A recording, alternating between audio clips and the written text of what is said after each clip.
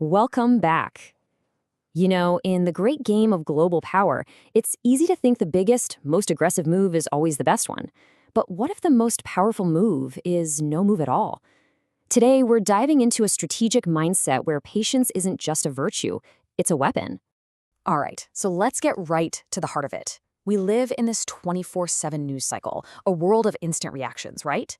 So why does Russia so often seem to just wait? Is it hesitation, or is it something far more calculated? Well, from Moscow's perspective, what looks like inaction to us is actually a deliberate, strategic choice. The whole idea is that the best move isn't always the fastest one. It's about playing the long game. And the logic here is pretty clear. A massive, sudden escalation could totally backfire. It risks uniting all of your adversaries, creating a solid wall against you, and basically forcing a Cold War 2.0 scenario, a situation they are keen to avoid. Now, this is where it gets really interesting. This quote tells us the strategy is less about military positioning and more about psychological warfare. It's about perception management. The goal is to avoid causing a full-blown panic that would trigger a massive coordinated response. So what's the end game with all this patience? Well, the theory goes that by not making yourself the #1 global threat, you allow other dynamics to play out. You let internal pressures in Western countries, political divisions, economic stress, election cycles build up and do the work for you, eroding their unity and resolve over time. Okay, so that's the waiting game. But what happens when Russia does decide to act? That's where this next crucial concept comes in, the asymmetric response. It's all about avoiding the predictable tit for tat and choosing your own time and place to respond. This is absolutely central to the doctrine. So if an opponent hits them with financial sanctions, they don't just hit back with the same thing. They might respond with a cyber operation. Or if they're facing diplomatic pressure in one region, they might make a strategic move somewhere else entirely. The goal is always to break that predictable action-reaction cycle. And that brings us to the other key tool here, strategic ambiguity. When we talk about red lines, we usually think of a clear boundary. But in this doctrine, the red lines are intentionally kept vague. They're not a wall, they're a fog. So why make them foggy? It creates uncertainty, which forces opponents to be more cautious. It gives you maximum flexibility to decide how and when you'll respond. And maybe most importantly, it applies constant psychological pressure. Your adversaries are always wondering if their next move will be the one that finally crosses that invisible line. So if you put all these pieces together, the patience, the asymmetry, the ambiguity, you arrive at the absolute core of this doctrine. It's the belief that modern conflicts aren't won in short, decisive battles anymore. They're won in a long, grueling marathon between entire systems. It's a test of endurance. You could think of it as a clash of two totally different operating philosophies. One interpretation suggests the Western model is optimized for short-term market logic, efficiency, and quarterly profits. The Russian approach, in contrast, is geared for the long haul, prioritizing national sovereignty and industrial depth, even if it's less efficient day to day. And because the philosophies are different, the tools are different. Instead of trying to use overwhelming military or financial pressure to force a quick change, the focus shifts to sustained, grinding pressure. The goal isn't to break the enemy's army, but to simply wear down the political will of the nations supporting them. This difference in the perception of time is probably the single most important takeaway. For one side, success is measured in things you can see right away: media headlines, quarterly reports, battlefield gains. For the other, success is measured in long-term geopolitical shifts that might take decades to become clear. They're running on completely different clocks. And this quote from a geostrategist, it really captures the confidence behind that mindset. He's saying, yeah, we're massively outmatched on paper, economically, but we're winning because our system is built to endure. The underlying argument is that the West system, though bigger, is also more brittle and can't handle this kind of long-term pressure. So if your whole strategy is based on endurance, then time itself becomes your #1 weapon. The entire approach is designed to exploit what these analysts see as a fundamental vulnerability in the West, a pacing problem. I mean, just look at this contrast in planning. While one side is often forced to think in 2 to 4 year election cycles, the other is working on 10-year armament programs and 20-year infrastructure plans. According to this view, that's not just a minor difference. It's a massive strategic advantage that shapes every single decision. The core belief here is that Western societies are fundamentally optimized for sprints, not marathons. They're seen as being vulnerable to things like media fatigue, the constant pressure of elections that demand short-term results, and a much lower public tolerance for the kind of prolonged economic pain that a long conflict demands. And when you apply this logic to the war in Ukraine, you see that from this perspective, it's more than just a military operation. It's a live stress test. The goal isn't just to win on the battlefield, but to impose such high, continuous costs on the Western coalition that their political and economic support systems eventually just crack under the strain. And that really brings us to the central question posed by this clash of strategic doctrines. It's a question not just for politicians or generals, but for all of us. Which of these approaches, which strategy, would your society be willing to tolerate for longer?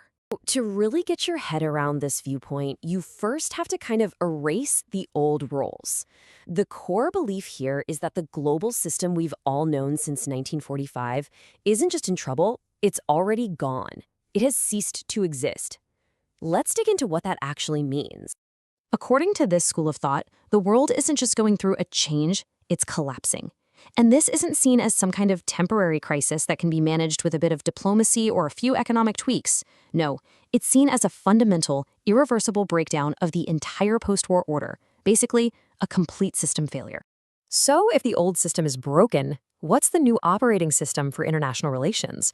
From this perspective, what are the new rules of the game? Now, what's really interesting here is the stark contrast this presents. The old system, which, many in the West still see as the ideal, was built on things like international law, global institutions, and predictable rules. But the new system, from this viewpoint, operates on a totally different logic: the law of force, competing spheres of influence, and a state of what they see as permanent conflict. And this brings us back to a really old concept: realpolitik. This is a system of politics based on practical, material things, rather than ideals. And in the context we're talking about, it means that power, resources, and geography are the only variables that truly matter. Morality and ideology, well, they're seen as luxuries you can't really afford. Okay, so this brings us to the logic of confrontation. From a pure realpolitik perspective, a direct conflict with the West wasn't really seen as a choice, but as something that was structurally inevitable. Let's unpack why that is. You see, for decades, a key part of this strategic thinking has been the narrative of encirclement. This timeline here kind of lays it out, showing NATO's consistent eastward expansion. It starts in 1999, moves through the Baltic states in 2004, and just keeps going right up to the present. For Moscow, this doesn't look like a series of isolated defensive moves, but more like a single, slow, and very deliberate strategy of containment. And this brings us to the economic side of that pressure. According to some Russian sources, we're talking about more than 30,000 individual sanctions being applied since 2014. And again, this isn't interpreted as a response to specific events, but as part of a much broader economic war designed to weaken the state from the inside out. All of this leads to a pretty stark conclusion, as one analyst put it. One interpretation suggests that without some kind of active resistance, the combined military and economic pressure would have eventually just led to the country's gradual dissolution. So in this view, conflict actually became a tool for survival. So with the old rules gone and confrontation seen as basically inevitable, what kind of world emerges from that? Well, this brings us to the core metaphor of this entire analysis: the global savannah. This is the concept of the global savannah. We're in a normal world where there is one law, the law of force. Think about it. In a savannah, there are predators and there is prey. Alliances are temporary, and survival is the only real objective. The old norms have just vanished. And in this savannah, ideology becomes secondary. Whether a country is a democracy, a monarchy, or a theocracy, it's just less important than its ability to survive. Survival, in this view, depends completely on tangible assets and sovereign control. So, the crucial point is this: these four elements right here are seen as the absolute requirements for survival in this new era. You have to have undisputed control of your territory and your borders. You need secure access to natural resources. You have to possess military and technological sovereignty, and all of it, it's argued, must be managed by a strong centralized state. And this brings up a really challenging thought experiment. What if your country saw the world this way?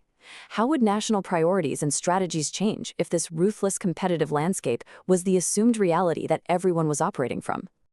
Okay, so if the old global institutions like the UN are seen as failing, What kind of new alliances pop up in a world that's governed by the law of force? Well, this is where we see the rise of what some are starting to call the sovereignty club. Western analysts often look at these emerging blocs, like the expanded BRICS, and they ask this very question. How can nations with such wildly different political systems, you've got theocracies, monarchies, federal republics, how can they possibly cooperate?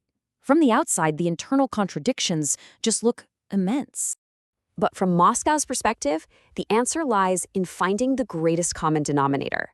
This is a strategy where you deliberately ignore all the differences, values, culture, political systems, all of it, to focus on the one single overriding interest that unites every single member. And for these emerging blocs, that one unifying interest is absolute economic and political sovereignty. The shared goal is simply the ability to control your own national destiny, without external pressure, without sanctions, without interference from any other power bloc. And the whole pivot away from Western-led financial systems is framed in this context. As one official put it, we are not conducting anti-dollar campaigns. We are just not allowed to settle in dollars. So what are we supposed to do? See, from this viewpoint, it's not an ideological attack. It's a practical necessity for survival, driven by sanction. And this gets right to the core logic. The goal, from this perspective, isn't to be anti-Western, it's to be pro-themselves. It is all about building a parallel system where national interests, defined by tangible power and sovereignty, are the only guiding principles in this new global savannah. So, over the last 3 episodes, we've looked at this new multipolar world, the big shifts in economic power, and even the tech arms race. But now, we're going to get to the most important question of all.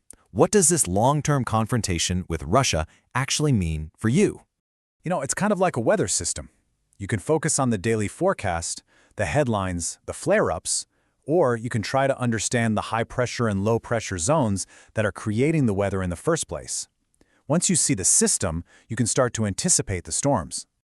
And look, this isn't just some abstract, high-level question.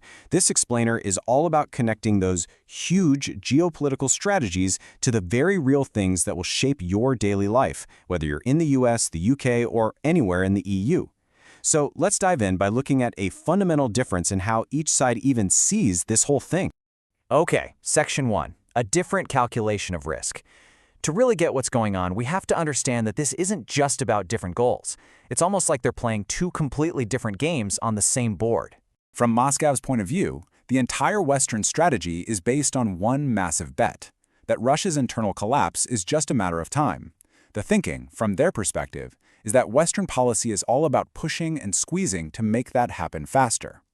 You might be asking, why not just escalate? Why the slow, grinding approach? Well, from this viewpoint, a huge, shocking move would actually be a mistake. It would create a panic, and that would unite the West, focusing all of its immense resources on Russia. The patient strategy, on the other hand, is designed to avoid waking that sleeping giant. Okay, so if the main strategy isn't direct military escalation, what is it? How do you even fight a global war of attrition? Well, the answer seems to be you build a parallel world. This idea is absolutely critical to understanding the whole strategy behind groups like BRICS. It's not about trying to crash the US dollar or tear down existing institutions. It's about building a whole new operating system for finance, for trade, for logistics that runs in parallel. Over time, the old system just becomes less and less relevant. And this slide pretty much shows you the playbook. According to people like Deputy Foreign Minister Sergei Ryabkov, who's a key figure in this, the whole model is built on patience and consensus. You find the one thing everyone from Brazil to Iran can agree on, which is economic sovereignty, and you build from there. The structure is designed to be flexible and resilient, specifically to avoid the pitfalls they feel have been used against them in other institutions. This little quote from Ryabkov says it all, really. Don't fix what works. To Western eye, an organization with no headquarters and no formal treaty might look weak or unfinished. But from this perspective, that's not a bug. It's the main feature. A decentralized network is seen as something you can't easily sanction, you can't corrupt, and you can't weaponize like a traditional centralized body. Right. Section 3, the price of systemic friction. Here's the thing. A world trying to run 2 different operating systems at the same time is not going to be smooth. It creates friction, economically, politically, and that friction, well, it has a price a price that you are going to pay.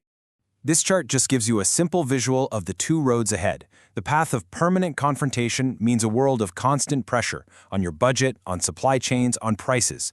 The other path, negotiated stabilization, suggests a world where those pressures are eased up a bit, even if the big disagreements are still there. And this is where that high-level geopolitical game lands right in your kitchen. This systemic friction is why your groceries cost more and will likely stay that way. It's why filling up your car feels like a roller coaster. It's how food itself can become a political weapon. And it means more of our tax money goes toward defense budgets, while at the same time, our digital lives get monitored more and more, all in the name of security. So all of this leads us to the fundamental challenge of the era we're in now. And that's Section 4, a world without trust. You know, at the end of the day, stability requires people to be able to talk to each other. And talking requires at least a basic level of trust. The problem, according to many analysts, isn't just that countries disagree. It's that the very platforms built for dialogue, the UN, the G7, all of them are losing their power because the shared trust that made them work is just gone. So maybe the final question isn't about who's right and who's wrong. Maybe it's more practical than that. If we really are living in a long-term reality of two competing systems, maybe the challenge isn't about finding a way to win. Maybe it's about figuring out how to manage a chronic condition and navigating the consequences for all of us. Thank you for joining us for this analysis. If you've watched the earlier parts of this series, I'd be really interested to hear if this perspective changed how you see them at all. Let us know in the comments. And of course, this explainer is designed to complement the first 3 episodes of the Global Savannah.